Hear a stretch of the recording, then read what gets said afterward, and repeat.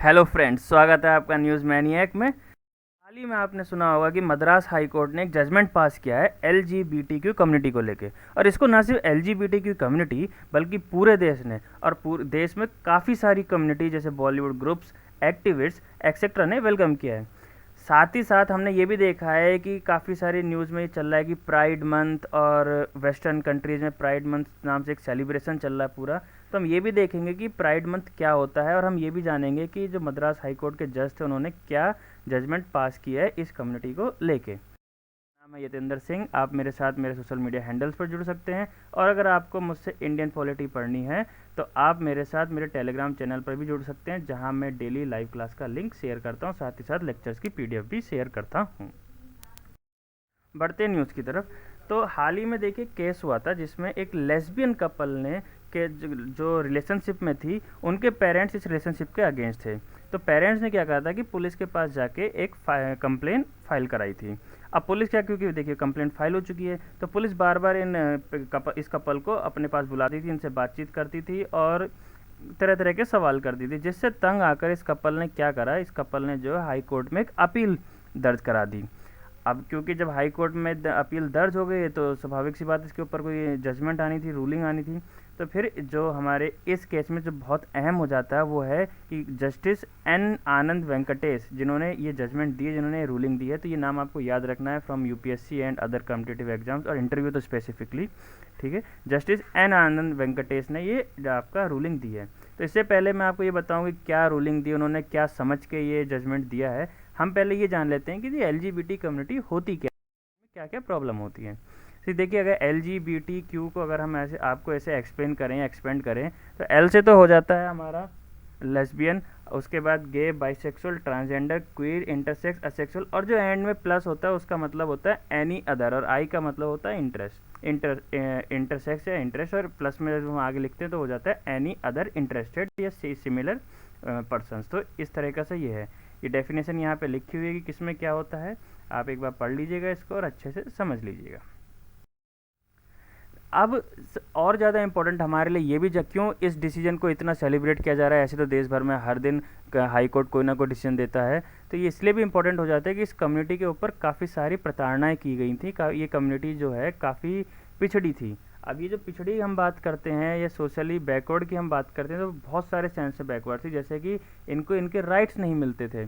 For example जो इस community के कपल्स की शादियां होती थी, जो मैरिज होती थी, they were not actually legally recognised. Same sex marriage जो होती है, जैसे हमारे अभी जनरली क्या होता है कि एक मेल और फीमेल की शादी होती है, लेकिन अब मान लीजिए मेल मेल की हो, फीमेल फीमेल की हो, तो this kind of marriage is not legally recognised in India.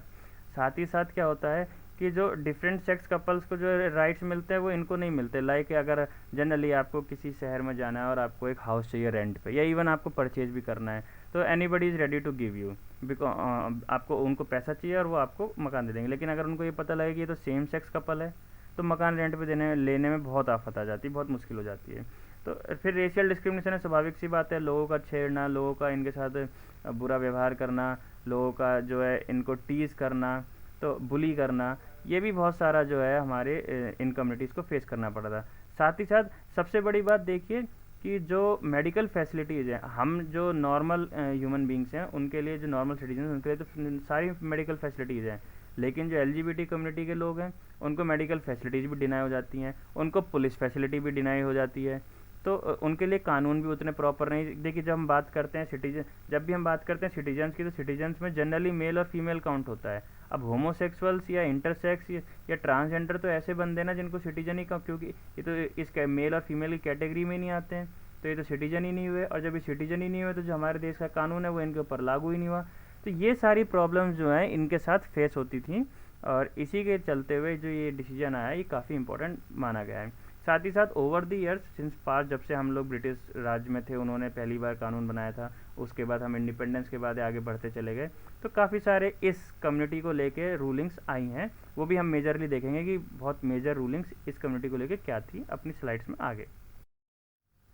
सब अब बात करते हैं ये स्टार्ट कैसे हो। देखिए जो ट्रांसजेंडर या ऐसी ये जो कम्युनिटी एलजीबीटी कम्युनिटी, ऐसा तो है नहीं कि एकदम से आज ही पैदा हो गई, ये पहले से थी और हर देश में रहती है। कुछ ना कुछ लोग ऐसे होते ही हैं जो नेचुरली और over the period of time जो है अपने आप को इस कम्युनिटी में आइडेंटिफाई करते हैं। तो सबसे पहले 1969 स्टोनवॉल राइट्स नाम की एक दंगे हुए थे स्टोनवॉल अमेरिका में 1969 में। इस ये जो राइट्स था इसको ही बाद में लोगों ने प्राइड मूवमेंट का नाम दिया था, क्योंकि this was the first time when this LGBT community gathered the confidence, they gathered the courage among themselves, and they came together to fight against or to stand against the government of their country. In the same year, in the 1969, later a parade was carried out to celebrate the anniversary of Stonewall riots. और ये जो pride parade थी यहीं से फिर हमारा pride month start हुआ, जिसे आज हम लोग जून में all around the world pride month के नाम से सेलिब्रेट करते हैं। This month is celebrated in context of actually creating awareness among the people that we do exist and we do have our own rights. तो यहाँ पे जो we है ये आपके LGBT कम्युनिटी वाले लोग कहते हैं कि हमारे भी वही सिमिलर राइट्स हैं जो आपके भी हैं। Many today credit the Stonewall rights for the rights enjoyed by LGBTQ community. स्वाभाविक सी बात है, जब पहली बार इतना बड़ा कोई दंगा होगा या पहली बार इतना बड़ा कोई प्रोटेस्ट होगा और जब गवर्नमेंट इसको लेके कुछ करेगी, तो आज जो LGBT कम्युनिटी जो भी छोटे मोटे राइट्स एंजॉय करती है वो उसका ट्रेस बैक करें तो ये हमें स्टोनवॉल राइट्स के पास जाके मिलता है। तो ये आपका आंसर राइटिंग के लिए या इंटरव्यू के लिए बहुत इंपॉर्टेंट हो जाता है। Stonewall rights America 1960। इंडिया की बात करते हैं। देखिए हम सबको पता है कि इंडिया में जो हमारा आज इंडियन कॉन्स्टिट्यूशन है मेजरली इसका पार्ट जो है वो हमारा आपका गवर्नमेंट ऑफ इंडिया 1935 से है, या हम दूसरे शब्दों में कह सकते हैं कि ब्रिटिशर्स के द्वारा बनाया गया है।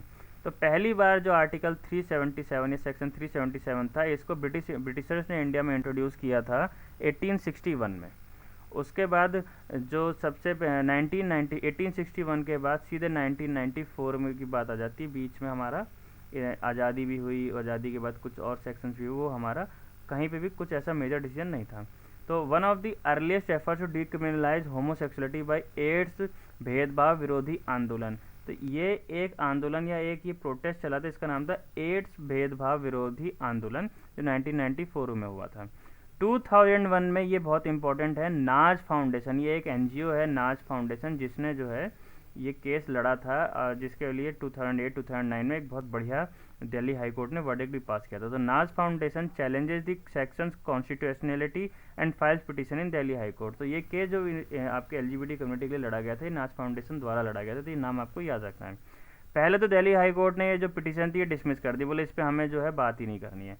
फिर उसके बाद 2009 में दिल्ली हाई कोर्ट ने इस पिटिशन के ऊपर अपनी चर्चा करी, इस पिटिशन को देखा, और उसके बाद इन्होंने क्या करा कि होमोसेक्सुअलिटी को डीक्रिमिनलाइज कर दिया। यानी कि अभी तक क्रिमिनल ऑफेंस था ये, लेकिन अब होमोसेक्सुअलिटी 2009 के बाद से क्रिमिनल ऑफेंस नहीं रह गया है, it can be practice by the people. Similarly आगे 2012 में, अब जब ये 2009 में आ गए तो बहुत सारे हमारे फैक्शनल ग्रुप जो इंडिया में थे वो तो इसके अगेंस्ट हो गए, उन्होंने ये केस आगे सुप्रीम कोर्ट में फाइल कर दिया। तो सुप्रीम कोर्ट ने क्या करा कि ऑर्डर को रिवर्स कर दिया और आर्टिकल 377 को क्रिमिनल एक्ट में या होमोसेक्सुअलिटी को क्रिमिनल ऑफेंस माने रखा। सिमिलरली ये आगे आप पढ़ सकते हैं। और 2018 में फाइनली जो है सुप्रीम कोर्ट ने आर्टिकल 377 को स्क्रैप ही कर दिया, हटा ही दिया। यहाँ पे कुछ थोड़ा सा डेटा दिया हुआ है, स्टैटिस्टिक्स, ये पढ़ लीजिए आप, और ये आपके लिए काम आ सकता है आंसर राइटिंग में।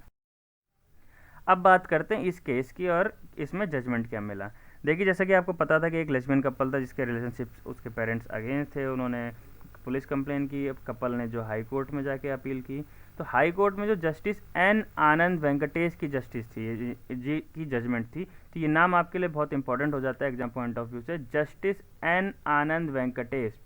और इन्होंने अपनी रूलिंग में जजमेंट देते हुए इन्होंने ये बोला कि government has to upload all the names of NGOs along with their address, contact, service provided by them to the government and government should periodically revise them। कहने का मतलब हुआ कि जो भी NGOs आपकी LGBT कम्युनिटी के लिए सुविधा प्रोवाइड कराती हैं, जैसे कि किसी भी तरह की सुविधा, उन्होंने लिखा है सर्विसेज प्रोवाइडेड बाय देम, किसी भी तरह की सुविधा, उनका एड्रेस और उनका कॉन्टैक्ट जो गवर्नमेंट को अपने पोर्टल पे अपलोड करना और पीरियडिकली रिवाइज करना, और साथ ही साथ ये देखना कि कोई फेक NGO तो नहीं है और इन लोगों का भी डेटा जो है कोई इस गलत तरीके से इस्तेमाल ना कर ले। साथ ही साथ इस जजमेंट में N वेंकटेश आनंद जी ने ये भी बोला कि any person who faces any issues और प्रॉब्लम जस्ट बिकॉज ही और she belongs to LGBTQ+ community could approach any of these enlisted NGOs and can get their rights safeguarded and of course human rights के तौर पर देखा जाए तो they are also a human and they also need their rights to be preserve, they also need to be lived, they also need to be treated equally, they also need to be treated equally in the eye of the justice. Just because their sexual preference is different, that does not make them inhuman or that does not make them animal. तो ये बहुत ज़रूरी है हमें समझना. N Venkatesh अपने N Anand Venkatesh जी जो हमारे जज हैं, इन्होंने इस इस केस में अपना जजमेंट देने से पहले उन्होंने बोला कि I will meet a psychologist to understand same sex relations before passing a judgment before where a lesbian couple is sought protection. यानी कि ये पहले गए, इन्होंने इस पूरे केस को पढ़ा, समझा इस बारे में कि भैया केस क्या है, ये दो लोग सेम सेक्स से क्या क्या महसूस करते हैं एक दूसरे के लिए. ऐसा ही नहीं कि देखिए, इन्होंने ये भी बोला कि जो मैं भी पहले जो इसी प्रीजुडाइस से डील करता था, मैं भी इसी सोसाइटी का एक पार्ट हूँ जहाँ पे मैं मेरे मन में भी इनके खिलाफ़ या इस कम्युनिटी के खिलाफ़ जो है हीन भावना थी पहले से. तो मैं, लेकिन अब क्योंकि मैं जज हूँ, मेरे ऊपर एक रिस्पॉन्सिबिलिटी है कि इनके लीगल राइट्स हो, इनको प्रॉपर जस्टिस मिले, तो मैं पहले देखूँगा, समझूंगा कि क्या फीलिंग्स रहती हैं, कहाँ तक ये सही है, कहाँ तक, उसके बाद मैं जजमेंट दूंगा. तो ये बहुत बड़ी बात कही थी हमारे जज साहब जी ने. और इन्होंने साथ ही साथ बोला the voice of this community LGBT की community is getting louder and stronger and society can no more turn a deaf ear. स्वाभाविक सी बात है, आप 10 साल 20 साल 50 साल 100 साल तक दबा के रख सकते हैं, लेकिन एक टाइम आएगा जब इनकी आवाज़ तेज़ होगी और आप सबको सुनना पड़ेगा, एक्सेप्ट करना पड़ेगा. एंड बिलीव मी, ये वो टाइम आ चुका है 20s का. 2021 से 30 के बीच में they will be treated equally by everyone in India. ये तो आप मान के चलिए. And by the law I have no hesitation in accepting that I too belong. See, यही जो मैं अभी आपको बता रहा था कि जस्टिस साहब ने बोला कि I too belong to the majority commoners who are yet to comprehend homosexuality completely. मैं भी उसी कम्युनिटी से हूँ और मेजोरिटी ऑफ पीपल से हूँ जो अभी तक इन लोगों को पूरी तरह से एक्सेप्ट नहीं करते हैं. तो इन्होंने आगे बोला कि ignorance is no justification for formalising any form of discrimination. कि अगर हम इस चीज़ को इग्नोर करते रहें तो इसका मतलब ये नहीं कि डिस्क्रिमिनेशन हो नहीं रहा है. डिस्क्रिमिनेशन हो रहा है और आपको ये एक्सेप्ट करना पड़ेगा और आपको इसके ऊपर एक्ट अपॉन करना पड़ेगा. तो this was what the justice N Anand Venkatesh has ruled in this case and I believe why this has become so important. और अब आपको समझ में आ गया होगा ये केस क्या था और क्यों इसके बारे में इतनी चर्चा हो रही थी, न्यूज़पेपर में आ रहा था. मैंने जो न्यूज़ में आया है वो पढ़ा है, जो डिस्क्रिमिनेशन हो रहा है वो आपको बताया. It's now up to you कि आपको क्या अपना पॉइंट ऑफ व्यू बनाना. लास्ट में कंक्लूजन की बात करते हैं कि कंक्लूजन में क्या हुआ कि एक जजमेंट हो गया, एक डिस्क्रिमिनेशन हो गया, सब देखा हमने.